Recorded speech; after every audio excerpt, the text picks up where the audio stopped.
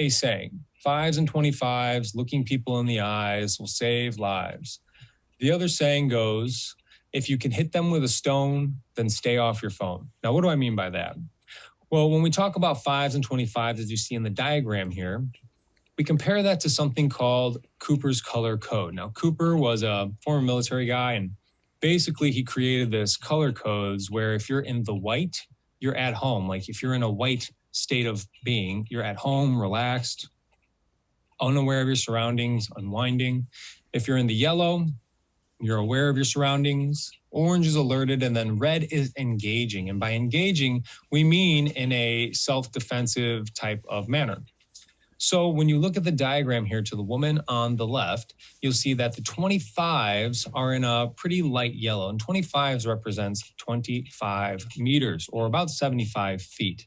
Now, I know that not everybody is going to be really great at the metric system or even at yard conversion in distance and in real time. So that's when I came up with, if you could hit them with a stone, we need to stay off of our phones.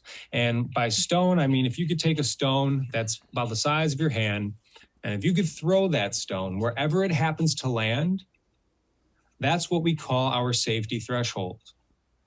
Anybody coming in within our safety threshold, we as a human being have an absolute right to just look at them momentarily to identify who it is they are and what it is that they're doing.